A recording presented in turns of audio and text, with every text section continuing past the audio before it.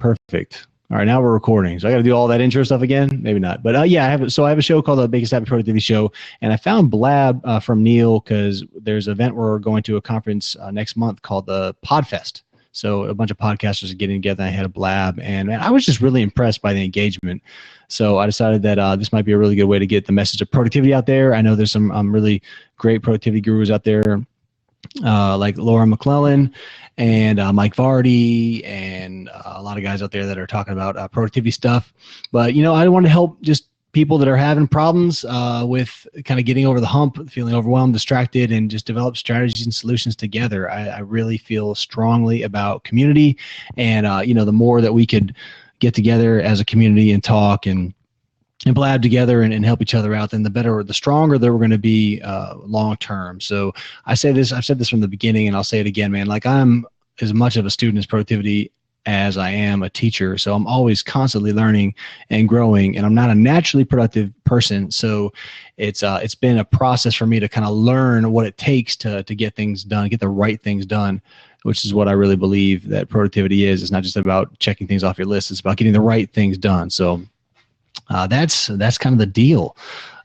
Competing priorities. So I wanted to just kind of hit you guys up and see what your thoughts are on overall just competing priorities. And it comes down to a lot of just work-life balance. When you have a family and a hectic dad, you sure know all about this, man. With 8 kids and a grandkid, everything's just going in all different sorts of directions, I'm sure. But what are we doing when it comes to balancing the work with the home life? What are we sacrificing? What's getting in the way? And what can we do to make better decisions on a day-to-day basis? So we had, Roy, is that you on there joining, man? You going to be able to call in? It's kind of weird, man. Oh, there he is. Oh, thank you, man. There he is. What's going on, Roy? I'm going to give you some props for calling in, man. Are you there? I don't have any audio yet. If you're talking, I can't hear you. It's probably me and my system and my output or something like that. Are you talking, Roy? Send a message. Maybe my volume's just down. It's always something, man. Shows he's still connecting. Perfect. Yeah, just having a little bit of congestion. Oh, I see it. There he is. Camera's facing the wrong direction. Wrong camera. Let's see if I could switch this around. Remember having right on. Previously. Thanks for coming on, man. And like Roy picked the topic for this week, man. I was like, man, where's he at? I'm glad you joined and called in. That's cool. Yeah, I was hoping to catch it in, but one of the problems I was having was the weather kind of changed to a lot of the traffic, so everything that I had planned out for the day got pushed back. So yeah, actually right now at the gym about to do my workout, but I still wanted to chime in now. Thanks. That's the gym floor then. yeah, as you can see, one inside. Yeah, there's a priority discussion for you, man. Like the gym versus the lab, thanks for joining. Thanks for joining. Yeah. So I'll be listening. Okay. Okay. Yeah. Perfect. So you're gonna work out and we'll see you pump some iron then while we're blabbing here today. That's Probably. Cool. Well, but yeah, I'll making it happen. I'll open up this seat so that I'm not keeping anybody out. All right. No, you're not kicking anybody out right now. Actually, I'm just hanging out here by myself, so we're having a good time. Yeah, maybe the thing will remember to choose the right camera when I get back in. Well, Roy, do you have any priority questions or topics of discussion that you want to bring up, or before you check out, things that you're struggling with, or anything we could talk about? Oh, prioritization. Oh, at this moment is just I'm kind of I'm thinking prioritization. I remember having one of the instances that I shared last week where I was talking about a project that one of our first audiobooks.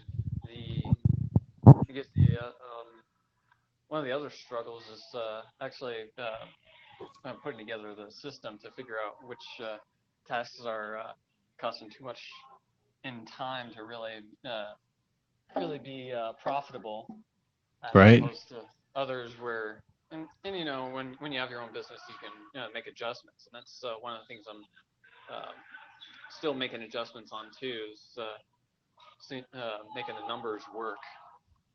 And in some areas it works out well, and then there's other areas where it's where I'd be losing money if I were to think about the time and the investment and the amount that it usually generates.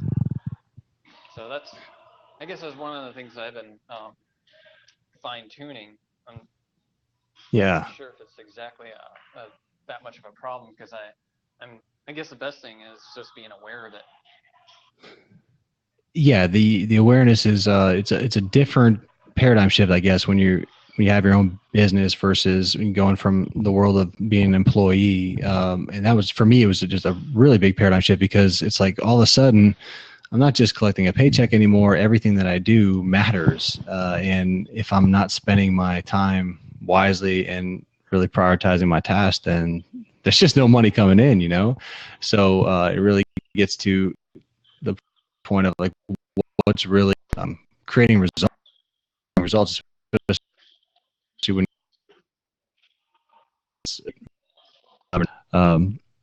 you know. And I think when you're looking at just evaluating your priorities and looking at the goals for your business or your family, I like to kind of focus on family a lot of times.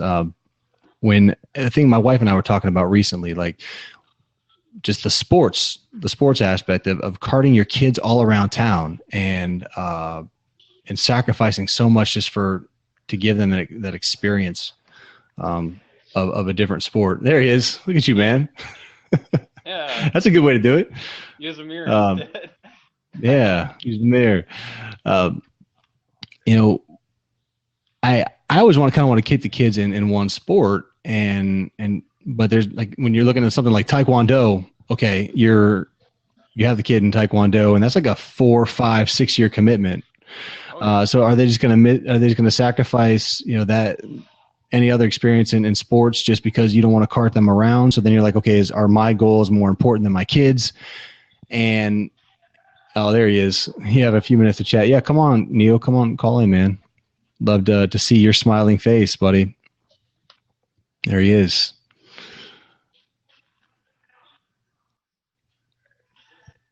Neil Galarte, host of All Things Post podcast. There he is, brother. What's up, man? Hey, can you guys hear me okay? Yeah, I can hear you just fine. Thanks for coming back. And Roy's at the gym, looking in the mirror. Love it. I'm trying to give myself some ghetto lighting using the iPhone here, since I'm always too dark.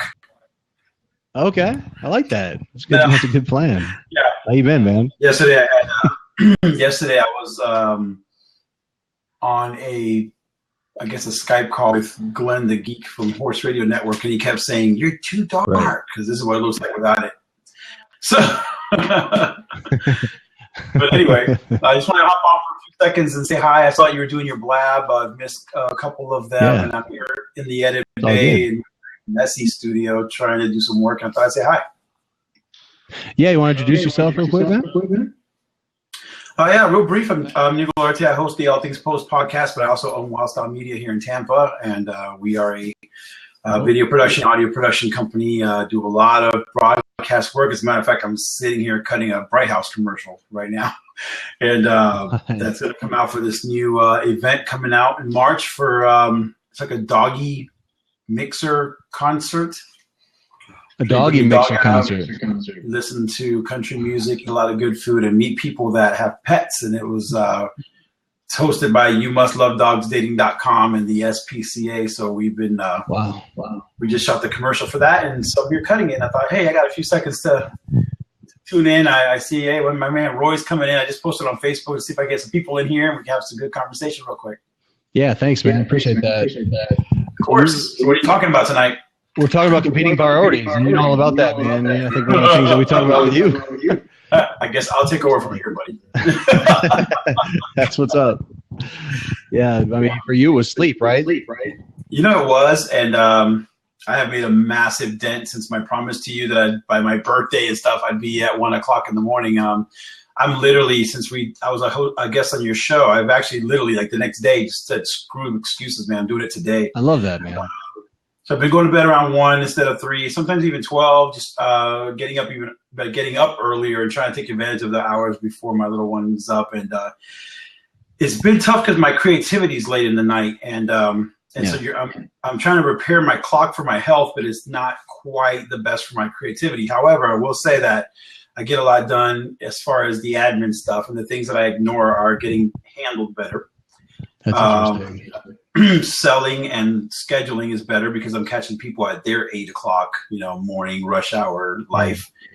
But on the other end, I'm tired earlier in the day because I've been up so early. So I'm adjusting, but it's a change I had to make. And so my priorities were to just keep my customers happy at all costs for my own health and staying up late. And so now I'm really trying to find a better balance. So far, so good. So far, so good. That's all I can say. Yeah, I just want to. I noticed that Hectic Dad 1 just made a couple comments here. Hectic Dad 1, and you didn't see last week. He's got 8 kids and a grandson.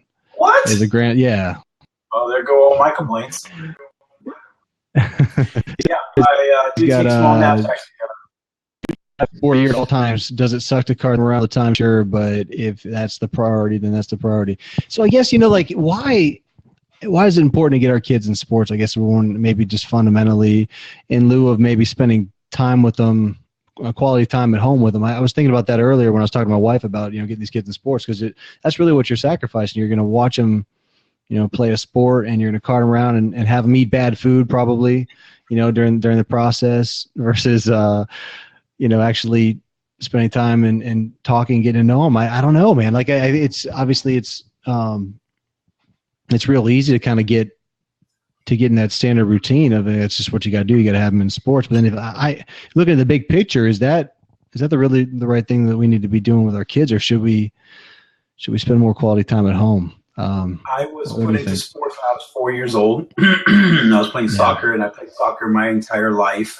And I think it was awesome because it let me bond with other kids. It taught me order and team play, but it also bonded me with my dad and mom because they would come out to my games and they would cheer me on. Talk about it. And so even though I do see the whole, the whole balance of I need to get to know my child and make sure I'm spending quality dad time with my daughter, for example, I'm dying to put her in soccer or something, not just because I want to get rid of her. It's more like I want to help her experience that team play, and I want to be there, and I want to cheer her on. I want her to learn to not be all about her, and that she has to share and be part of a team and learn how to win as a team and lose as a team. And so I think what happens with some people is that they're putting their kids, and I know parents that do this, they put their kids in stuff because they just don't want to take care of them. And that's where I think the problem is, versus I'm putting my kid in ballet because I want her to culturally be better,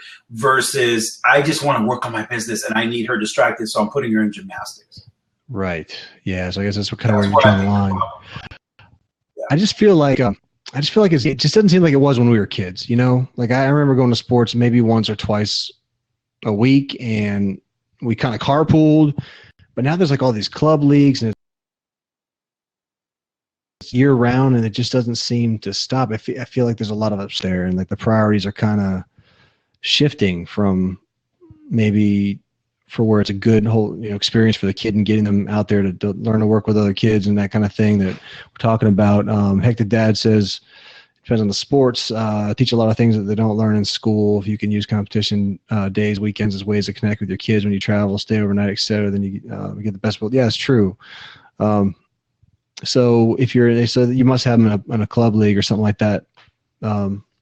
Oh, you're Jeff Page. Got it. Okay, cool. I saw you connected earlier on our PYM. Awesome, man. Yeah, Jeff Page. I'm good to know your name. I'm learning things that you don't learn in school. Absolutely, that's 100%. But yeah, I also depends. Like if you make family time at other times in the week as well, then that little Saturday you're losing is no big deal. I think what happens with a lot of parents, they're not putting time in to help their kid with their homework. They're not putting the time in to sit down together and watch a movie night on Thursday or Friday night. Yeah. So I think if you if they don't go to church together, they're not eating together. And so I think if you balance those things out, that little Saturday competition running around all day is just fun. But I can see the problem when none of those other things exist. Like I'll tell you, even in our little world, I don't care if Natalia's only almost two in February. We go to church together. We eat together. We spend lots of time together.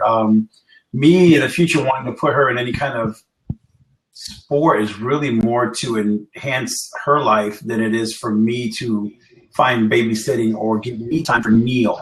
I think it just depends on that. What's your reason for putting him there? You know? Yeah, I mean, I think it's like anything else. If it becomes all consuming and it takes away from really the way the families are supposed to be designed, then that's kind of when it becomes the problem.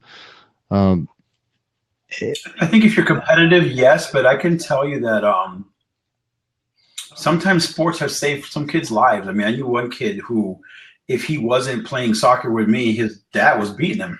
I'll never forget that. And he had a horrible life, and literally playing sports was his outlet. And he became not a pro player. And I also grew up with Warren Sapp. I went to high school with Warren Sapp, former Buccaneer. Remember very much living with him in Apopka, Florida, where he was broke as could be before he was a millionaire, and how much he hung on to sports for a livelihood. But it depends. I think it really just depends on you. Sports should be to me, it should be like icing. Everything's fine without it. And when I add it, it's just something I do fun for my kid to enrich their life and make it family time. You know, all of us wear their jersey. All of us go and support them. And then after sports is done, it's done. Now we're back to family time. But some parents get caught up in it, and they want their kids to be competitive Olympians at 8 years old. You know? Yeah. And hey, Deborah, thanks for joining. Thanks for coming up. If you want to come call in, feel free. Talking about competing priorities, everybody with families is kind of experiencing this whole thing. You know, with kids, there's sacrifice. And I think one of the big things with competing priorities when you have a family is understanding the expectations of everybody involved, all your stakeholders. Like to use a work term, like who are your stakeholders? You know, who actually cares about the work that you're doing? If you're not on the same page with your wife or I guess your kids or anybody else that's in your family, and you're not communicating those different expectations, then the priorities are always going to be button heads. I mean, it happens to me all the time. And I think the one way that I've kind of got over that, you know, with my wife and some of the things that we're going through is just to have that upfront communication and plan it in advance. So if you're both on point with where you want your goals for your family to be and for your business and everything you got going on, then it's easier to communicate the reasons why you want to take part in the different events and the things you have.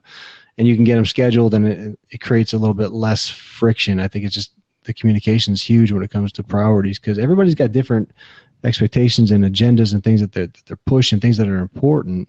And so when you're bringing two people together to try to get on the same page with that kind of stuff, you're always kind of negotiating those things constantly. Would you agree? But you know what? When I got married, my wife said, you know, I'm a Christian girl and you're a hip hop kid. You know, we're not equally yoked. I took it lightly until we started to try to be together and work together, and things just weren't working. And then I you know, me personally, you know, at the time I wasn't practicing any really faith. I got saved, became a Christian, and now after that we became very one. But as far as the parenting and sports and these things, I couldn't agree more when you were saying about, you know, if you and your wife or your significant other aren't communicating well and on the same exact page about stuff like that, one will always not value one of them will always not value the other, in the sense of, let's say in your case, sports was a big deal because you grew up in sports, right. And let's say your wife, just because she wasn't into sports, she's only into academics, so she doesn't truly value the benefit of sports, so she's not going to be excited with you and want to do it with you. So I think what happens and when sports become a problem, and not just sports, but just anything in marriage, is not having the same hobbies, not agreeing to some things. And so really when you don't have the support 100% from both, it's just going to fail. I'll give you a good example. The other day, we took Natalia to a little gymnastics place for a birthday party, and we let her play, and all my wife was worried about was, oh my gosh, she's too little for these big kids. They're gonna hurt her. And I was the opposite. Yeah. I was like, get in, get bumps, take it like a man, and it's time for you to learn. You've been attached to mommy and daddy. Let's get in there. Let's fall on these mats and let's expand and grow. Right. So two totally different views. But I agree with you. But I really think that sports is no different than church, which is no different than family dinner. I think it's just about, why are we doing it? Did we decide as a family to put our kid in, football? Are we going to support him as a unit, not daddy goes to the games and mommy goes shopping? And I think, let's not make it all consuming in all sports. Let's make it Saturday when the game is done. Now we're going to go see a movie. We're going to spend quality time as a family. I think if you do it all together, like you were saying in concert, you'll be just fine.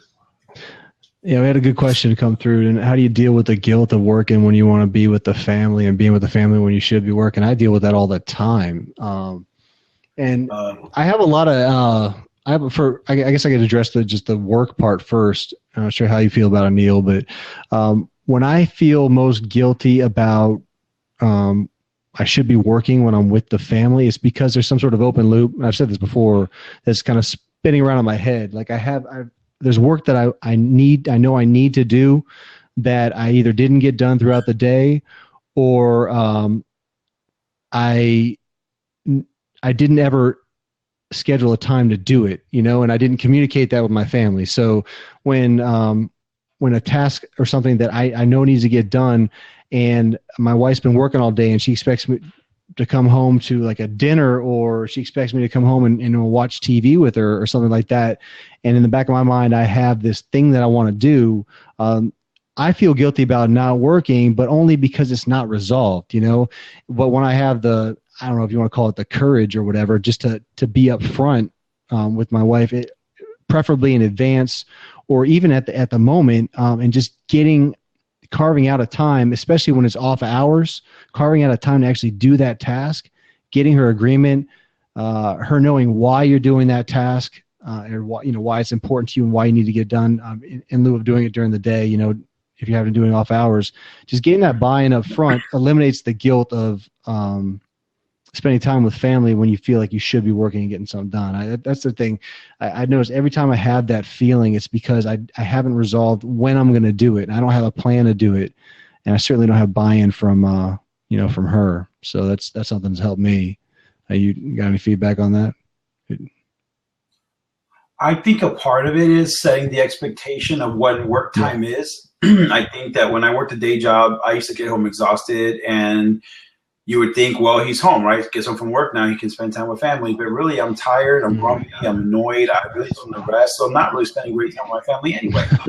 As an entrepreneur, you work 90 hours to avoid a 40-hour week, so you're working at all these weird hours, and what's worked for me is, to answer the question about the guilt, is being able to provide for them, even though I'm doing the craziness, is what makes the guilt not be there, because I'm so proud that I'm able to take care of them with my craft and with my talents. And what I've done is sort of set the expectation of not leaving it so, just because I'm home at 5 means I'm free. It's just more like, I'm going to make sure, like I said earlier, that I'm putting in the time to eat with you, putting in the time on Saturday morning to not ignore you. I'm putting in every moment that I'm not slam busy. I'm giving you daddy time, husband time, so that when I am slammed, it's easier for her to understand, and I don't have to have that guilt. It's work time, and you get my every minute that's not work time. So that, I think what happens with some people is they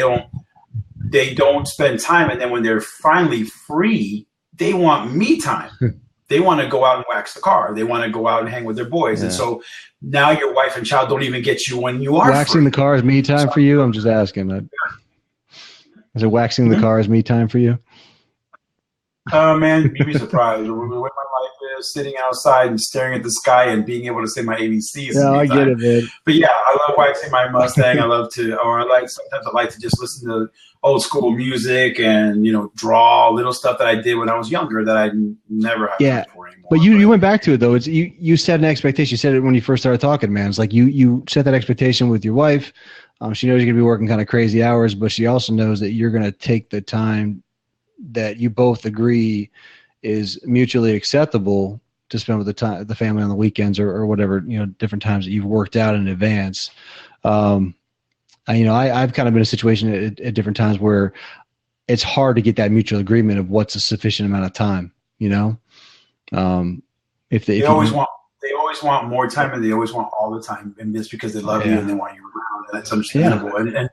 But the reality is that I don't know. Growing up, my dad wasn't around a lot, and it kind of built character in me. Believe it or not, his absence made me want to step up and be a better son because I had to take care of what daddy was supposed to be doing. Yeah. So I'm a little weird in the sense of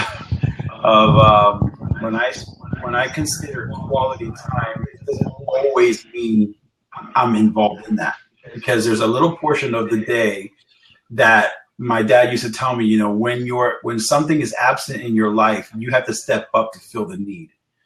And I'm not giving an excuse to be absent. I'm just saying that there's a little bit of missing me that's going to allow mommy and Tally to bond and for them to step up and do their things while daddy's busy. And what I used to not be this guy that makes time. I used to be only the computer 24 hours a day. Right. Every second I had, I was on my laptop. If I wasn't working, I was trying to hang out with my best friend, talk about video. And I understood when she said, I can't get 5 minutes of your time. So now I try my hardest to give her every free moment, watch a TV show here and there, color with my child. But then once daddy goes to work, I've really set the infrastructure of, once I go in the back cave, I'm not coming out until I'm done. And then every waking hour after that's all yours. But if I don't commit to my craft, if I don't do this, I can't feed you with it. And I'm not giving my all to my calling either. And then how helpful will that be when daddy's miserable and sad? And now I resent the time I'm spending with you because I feel like my dream isn't happening. So you have to find that balance between me and what I want and what's right for my family. And then I believe you have to let them miss you a tiny bit too. I mean, you sometimes got to let the cub go so the cub can find their way back to the cave, if you know what I mean. Yeah. Sometimes got to get in a little danger so they can learn how to live life too, You can't always have them depending on you to be there 24 hours a day. It's just not reasonable. Yeah. And Jeff's right. I mean, they will both expand to fill your time. Managing that balance, being okay with it. When you're working from home, it's definitely a lot harder to separate it. I mean, I work in an office, the one I'm sitting in now, and I'm fortunate enough to have my mother-in-law comes over and takes care of the kids during the day. One of them's in school, one of them's at home at least a couple of days a week, and it kind of keeps on. It seems like it just keeps on going to the expectation thing. So I could easily want to spend a whole bunch of time with my kids during the day. Sometimes I hear them; they're having fun, and you kind of want to be part of that. But the expectation is, and we said it from the beginning, like when I left my job back in July of last week, it's like when I am, when I'm in the office, it's daddy's not to be interrupted. And it took some time. I kind of eased my way into it where when I got to the end of my ride in corporate America, I started just working from home more and more just because it was as easy. I didn't really care as much about people's expectations at the office. So I started getting them conditioned to me being there so that when I finally did take the leap, they knew that unless it was not an emergency, but something pretty urgent, I'm to be left alone when it comes to in the office. And then the expectations that, when for me, it's 4:00. When 4:00 rolls around, I lose childcare. Typically I'll tell the kids, I say, hey, you guys seem like you're playing okay. Can daddy have another half an hour to wrap up the day? And then, I just got to suck it up and get it done. So then if I don't get done, like if I got a show coming out, on Friday, if I hadn't got done everything that I needed to get done for that particular show, then I need to have that conversation. And it's like, okay, well, look, I know it's after hours. Tell my wife, is it okay if I spend 30 minutes tomorrow night to button up this one thing? And just getting agreement, it just kind of, it levels for me, it just eases the stress of having an argument about it or trying to, sneak back to the office when, she's sleeping or, what all these different tactics that you use when you're running your own business and trying to balance work and life. But you're like a super dad. Like the way I see it is like, you're putting, if you look at the world average, not even national average, just the average of how involved real dads are in their child's life and in their family life, we all know the reality of what that is. Since I met you, I've been like, wow, I told you this when I was working with you. I said, wow, you know what made me like and want to work with you is that you are so much in the family, that you are present, man. Like, you make those hours and you stick to them. And that's actually really impressive, because even though I try to my heart to them, sometimes I just, and this is old Latino, I'm warning everybody now so I don't get a whole bunch of, oh my God, that's so mean. Yeah. I was raised by a dad that was like, I love you, son, but I got to do what I got to do. I got to work. Sorry. You know, and it's not that that's the way we should be, but there is a time for that, you know, and there's a time to be the buckle down. I got to get this done. And daddy gives you every day at 4, but this one Friday, I got something going on that has to get accomplished, because what you're teaching them is to live up. Also, you're teaching them to live up to the responsibilities that you took on. And that when they do that as adults, they're going to have to sometimes get that OT. They're going to sometimes have to stay in the office a little bit late and tick off everybody that they love, you know? But you're great at it. I mean, you're like way above the average dad's presence. And even in being a leader in your home and giving your wife quality time at work and really listening to her about her day, I mean, you're like an A+. I think you have nothing to worry about. It's the rest of us that are like, you know, adjusting. Well, I think it comes into, like, for me, I struggle because I said it before, like, I'm the productivity guy, so I need to, you know, walk the talk. I feel like I have very intense pressure to do that. But the other thing about it is, when I got into this thing, I mean, the intent was that, look, I'm doing this to free up my time and stop, you know, working these 15-hour days, you know, for the man, where I can come home and build something that's going to free up my time. And I think it's just, I always, and it came back in 2011 when I started having the vision of running my own business. It was like, well, why are we doing this in the first place, right? We're making money to be with our family. And I was out there, you know, commuting 60 miles one way, you know, working these 13, 14, 15-hour days or whatever. By the end of the day, sometimes I'd be gone 16 hours, and I was burned out. And yeah, I was getting compensated fairly well, but like, at what cost for me? And I was like, you know, we only have this.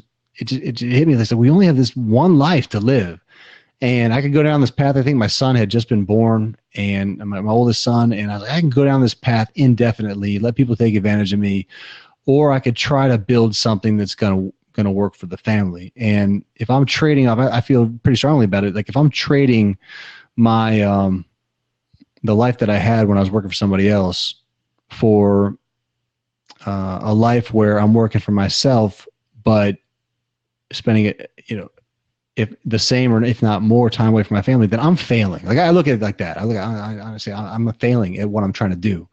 I'm trying to build something sustainable that works for the family. I would say you're failing after you built it, because it's to me, it's honorable and understandable that your first 5 years after you leave your 9 to 5 is no different than you landing in the forest and you need to build a log cabin for your family. So for your first few years of being in the forest, daddy has to be away double what he was to build shelter, build a bridge across that river so we can eat, do all this stuff, so that once it's built, then I think that's when it's okay, dude, it's been built. Why are you still not with your family?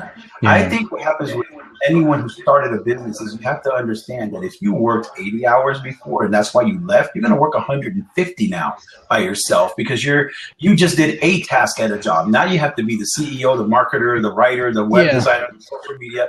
So to me, in your case, if you started a business like in 2011, you're right about the time where pretty soon you should be at that, now I'm totally free and I can have all my time for me and my family, because you've been putting in that work. If we're like me, I told my wife, I'm about to enter on April year 3 of complete solo entrepreneurship.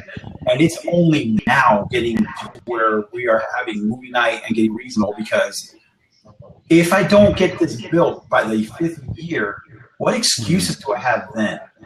So it's like, I've asked her, when I first started this company, I asked her to give me that long of a time of, sorry, babe, I'm not going to be around that much. And what I'm doing now is I think I'm early. I'm 2 years earlier, and I'm trying to get more family time, be a better dad, while I'm up with the business all by myself. So when it comes to you, and I watch your grind, and I see how much you think about things and how much you analyze things, I'm like, you're amazing compared to me. I mean, but I sometimes think too is don't overthink it, because there's a certain part of it that God has under control that has nothing to do with you. No doubt. Man, you're such a great dad, and that you're an incredible husband, and I see how much you love and you uplift your wife and family. Bro, that part's the solid part. Now all you got to do is figure out how to do it within the confines that she wants with you as well. But everybody, I think, has to be flexible right now while you're building, because you are building. And there's just no way to build in this set schedule because there's too much loose stuff happening. That's going to become more set as you continue to grow that building so tall, and now you're controlling the sway of the building. You just launched a podcast. You just launched a website. You've launched stuff that most people need a team for. I think it's reasonable that you get done at 4:30. I mean, that's just like, wow. The fact that you can even keep it in those confines, to me, is like, wow. Wow. I can't do that yet. I appreciate the reassurance, man. I believe in, just a shout out to Jeff. He put a link to an article that he wrote there. I just wanted to recognize that. I'll take some time to take a look at it. But I really believe that if I were to set the expectation that I'd be putting 90 hours in for the first 5 years, like if I went into this with that expectation, one, I probably wouldn't be able to sell it, and I probably would have still been working full time, when it comes to my family situation. But the other thing is that I've already, and I believe in the inward, looking inward as much as you do outward. You need to, I want to empower myself and expect that I'm going to get this thing done, not in 40 hours, but in freaking 20 hours. You know what I mean? Like, I want to empower myself to say, look, I can get this done and stretch myself to develop the systems and processes necessary now, not waste time, and be as efficient as possibly can, and be able to make up my income that I was making when I was working full time. Like, I had that in my head from the get go, and nobody's going to, nobody's gonna take that away from me. You know what I'm saying? Like, I don't want to sacrifice my dream of being able to get that done. And, if I would have, I know that if I would have come into this thing with the mindset that I'll be working those kind of hours, I would be working those kind of hours. It's like a self-fulfilling kind of prophecy. So, I don't know, man. I think you can have it all. I agree with you 100% of that. And I do, and I say this, I need to correct. I do say this in the sense that I set that expectation, but I live and work super hard to never have to get there. I asked you for 90 hours, but of course, I'm trying to do it in 40 because I need to teach myself to do that, because that's why I left my job. But I always believe, Nick, that there are some puzzles that take a certain amount of time to finish. And it doesn't matter if I want to finish it sooner. That puzzle takes 40 hours, period. Like, the guy who designed it made sure that it was a 40-hour puzzle. Like, I play Halo and they say it's 26 hours to beat it. And I'm like, I want to beat it in one night, but it's a 26-hour game, man. And so I think that sometimes you could gain more frustration trying or really pushing hard to complete something that is truly meant to be a little bit longer. And so you can become more efficient, you can become faster, but are you really getting every drop of juice from what it was supposed to give you? You see what I'm saying? 'Cause you're picking the fruit way before it's ripe, per se, right? So I think it's just a finding a balance. I think the difference with you was you already had the expertise, you already had clientele, you already had what you do for a living also is a little bit different, where you have a lot of control of your day too, because consulting and coaching, you can at least be flexible with some of the hours. And that hours tend to work better for clients. Nothing wrong with that. But my world's different, man. I got DJs, engineers, producers. They don't start work till 1 a.m. They're going to the studio at 11 p.m. And so, I'm in a weird place where when I want to go hourly to daytime, who's going to take care of that guy? If he's my guy who creates the income right now. So we talked about that. I think you're doing great. I think that you do phenomenal within the confines that you've set up. I think you do more than the average person within those confines. But I will tell you as a friend, I caution against this one thing is, yes, you are the productivity guy and you teach people techniques of how to be productive, but I don't think the world expects you to be Superman and never, ever take the long road. Because when I talk about Nick Snap, I tell people not he's productive, but I never said productive meant fast. It just meant that he takes the best way, the most reasonable, the way it's going to yield the most results. But I never ever tell people that his productivity is a speed-based productivity. It's working smarter, not harder. But no one ever said faster. You know what I mean? So you might still take it just as long. No, I don't believe productivity. The term in and of itself comes with a lot of baggage because everybody's got their different views of it. When you were there when I gave the talk at USF, when you filmed that for me, it's like, well, there was like probably 10 different definitions of what productivity was, and I took the surveys in advance. I asked people what it was, and I probably got, I didn't get one definition that was the same. There was 80 different people. But yeah, productivity is doing the right things. It's not being more efficient. It's not checking off all the things on your list and all that kind of stuff. Well, I'm not trying to counter by the way you are your vision. I'm just trying to throw a different perspective of, I guess I'm trying to tell you that it's okay in a sense, like, it's okay. You don't have to beat yourself up over it. You're doing it because you're doing a great job. If I saw Nick Snap, my friend, not doing the great job he does, then I would justify you feeling the way you sometimes feel. Yeah. But when you see someone that's actually doing it and is keeping to his morals and he's doing what he said he's going to do, and then he's frustrated, I think that's perfectly okay. You're frustrated because you just wish you had more time to do more. Yeah. And you're not willing to give that up because you want your family time, and that's to be respected. So I think you're fine, man. Just it's just a matter, expectations will change too as your kids get a little older and they're occupied more in their world as well, and that might free up more time.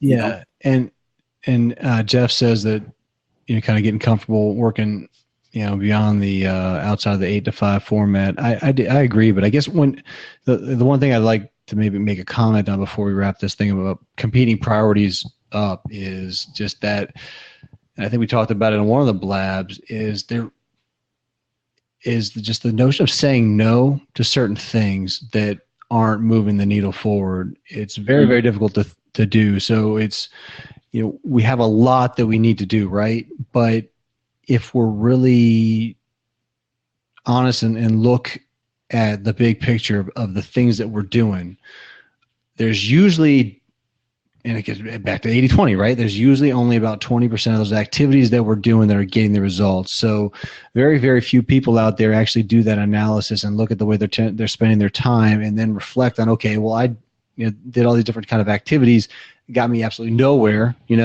For example, this blab, I'm coming on this blab to strategize and talk with this thing and bang the stuff out. But, also it's like if nobody gets on these things and never watches whatsoever and I don't get any benefit out of it, then okay, there's an hour of my time, which I could have been making a certain amount of money doing coaching or other activities or developing, a business. So like actually having the discipline to take a non-objective viewpoint of how we're spending our time on a day-to-day basis will cut hours, right? I truly believe that it is. And there's certain jobs that are by nature, they take a certain amount of time, like you said. But there's a whole slew of other ones that are taking time because, like Jeff says, it automatically gets filled. It's Parkinson's law. The amount of time we spend for work will get filled. It always happens. But there is mechanisms to tease out the stuff that's working and do more of that and less of the other, and ultimately spend less time at your job. I want to say something. And by the way, Hector, I just read what you said, and I 100% agree. I want to say something. I am my own competing priority. For example, had I done what I was prioritizing today, I wouldn't have spent any time on this blab. I was editing a commercial. That's why I say it's okay sometimes to. My wife's probably downstairs wondering why I'm still up here. And I'm going to go downstairs and say I was done with my stuff, but I went on Nick's blab because I want to support my friend and I want to engage this situation and help others. And that's just that, man. I'm here now. But I guess what I'm trying to say is that, a lot of times, even with me, like I know I have a lot of things to do, and I'm always competing with creative Neil that wants to do the Wild Style behind the scenes video tonight, knowing I've got 2 podcasts, 3 videos, and 10 other things to do. But if I don't stop for sometimes for a second and break all this structure, I wouldn't have released the video I released today, which moves my needle forward over there. Right. So, and you could say, because I know you're very good at this. You're going to tell me, Neil, but you could have had all that organized, and you could have had that scheduled properly. But I'm a person that I actually work so good freeform that scheduling is actually slows me down and frustrates the hell out of me. But I know I have to do it to better work with other people, because the majority of the world works in charts and schedules. And so for me, I've noticed that for me to be a better businessman, I've had to be less of a free flow creative man, because my free flow time, hours, and thinking does not match the 8 to 5 mentality or 7 to 4 mentality that most people live in. And so for me to get the most benefit from working with everyone else, I have to sort of live in their world. And so I am my own competing priority all the time. But sometimes Neil has to win. Sometimes, because if I don't win, I feel like I'm living every moment of my life for someone else's schedule. Yeah. And there is a little point about coming to Earth alone and leaving Earth alone. I could walk my life with everything, but at the end of the day, did I achieve God's calling in my life? Did I achieve the things that I wanted to do so I could feed my family, so I could grow my family?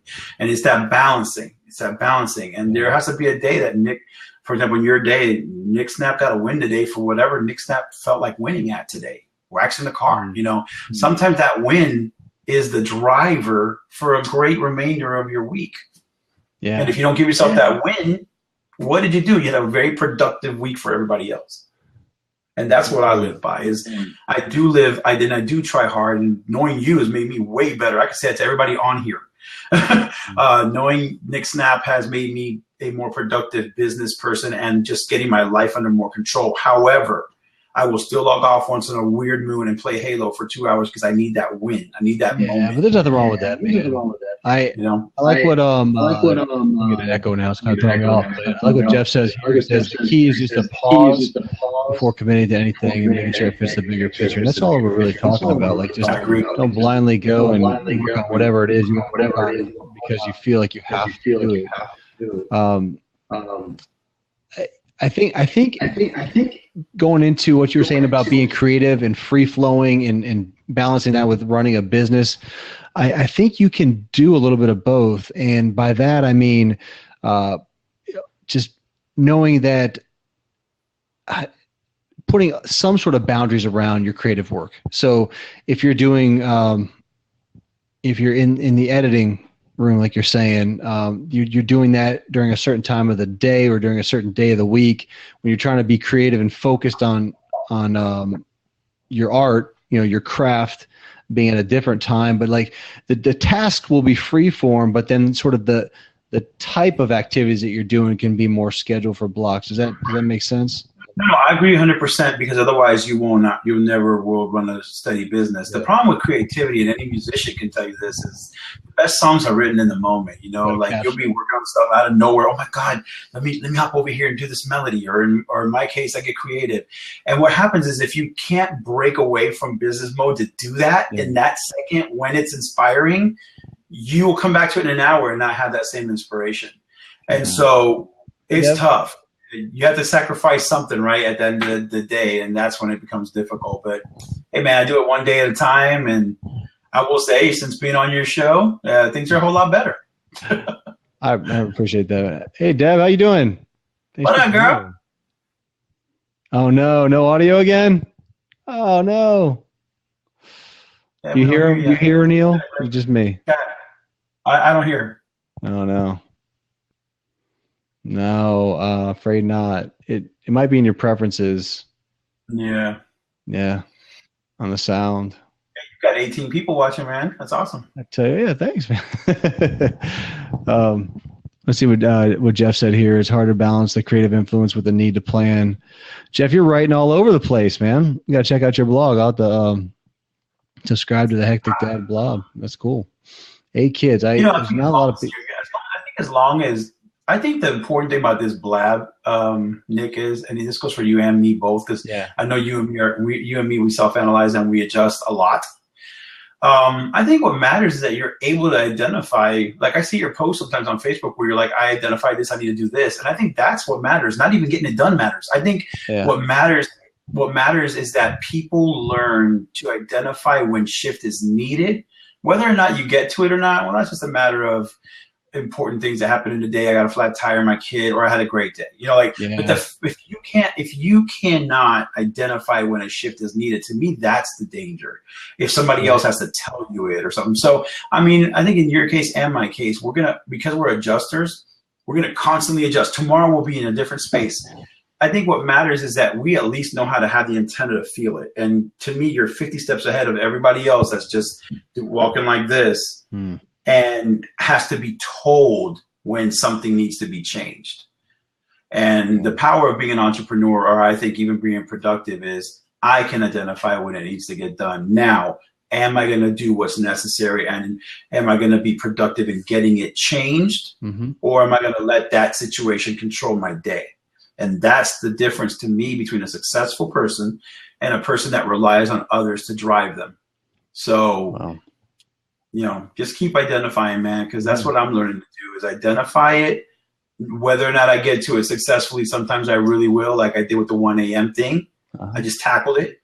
And there's a lot of other stuff that I probably won't. But at least I can say I identified that by being on your show. I made that change on my own. And right now I'm seeing the benefit of it. That's fantastic. So, and I appreciate that, Neil. You're like mic dropping type stuff here. You're the knowledge you're dropping here. But I just want to recognize Rick Hogue for joining, and Slap Sandy joined recently too. Thank you guys for tuning in and talking about competing priorities. And actually, I think we're kind of getting to the point where we're wrapping up a little bit of the discussion. I'd love to be able to post this video. I'll put it on my site.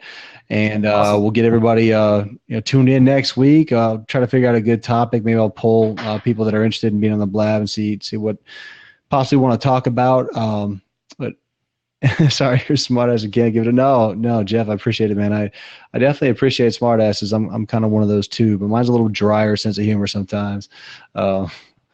But one way to grow this Blab, because it really is an important Blab, I'd hate to see this one go away, is everyone that's in this chat room, if you guys could tweet it and Facebook it out during the Blabs, maybe next week, like not at the end, but during the Blabs, it really helps to generate people that forgot about it or they're just busy. It gets them to engage in the middle.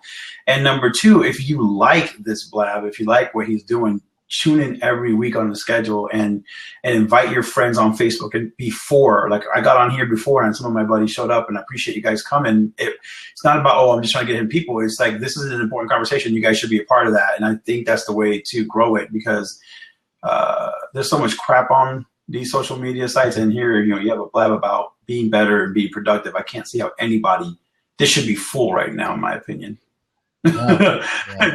So it's only going to get full if we invite our friends and we tell people how great it is or how beneficial it is. I mean, Nick doesn't pay me to get on here. Like I love to tell him all the time, dude, ever since we did this is better for me. And the reason is, it's no different than when I go to church. If I listen and then I apply what I learn in my week, I should have a outcome. And if I went on his show, or I helped him with his thing, or I read his stuff during the week, or I check it on his Facebook, and I actually apply what I just read, then I should have something to tell him on Blab every week, right? In theory. So I think what happens is we're all just, we're listening, and then we're just getting back to life. We're not applying anything. And then next week, we just want to be re-inspired. And it's not his job to keep re-inspiring us. It's his job to keep seeing you grow and then tell you the next step. And so you need to get the next step, you got to do something from last week to this week so we can go, hey, next step is, versus going to church every Sunday, getting re-inspired, but you don't apply anything, and then you're coming back every Sunday wanting to be re-inspired. So my advice to everybody is, and I'm sorry I'm taking control of your mic, but this is too important for people. Let's go. If I'm not here next week because I'm busy, I still want people to be here. Tell your friends, and you commit to being here. Add the stuff, do the stuff, and you should have something new every week to bring to the table and tell us what you're doing better, so that he can tell you the next 5 steps. And it's that. And with that, drop the mic. Drop the mic, man. Yeah, wow. Sorry, man. I got on the pulpit for a second, All right. Well, thank you. Thank you so much for joining everybody in here. I mean, it's all about, you put this content out there, not for your health. You put it out there so that you can help inspire people. I wouldn't be in this productivity thing just from, trying to make money. I'd be in a different business if the whole goal was money. Like, you want to help people. You want to see them better their lives and move the needle forward. It's like when you read something, are you actually applying the things that you're learning from a book or whatever? You taking notes and actually doing something about it? Or are you just kind of letting the next new shiny toy come by? So I completely agree with what you're saying, man.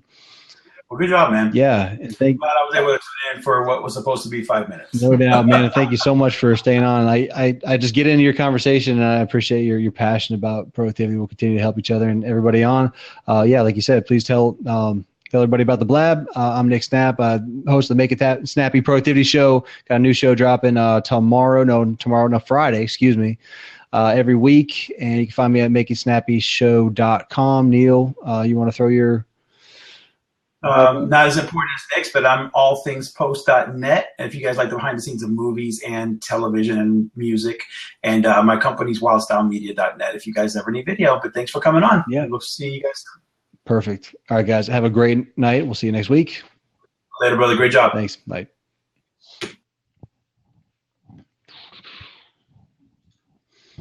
How do I get off?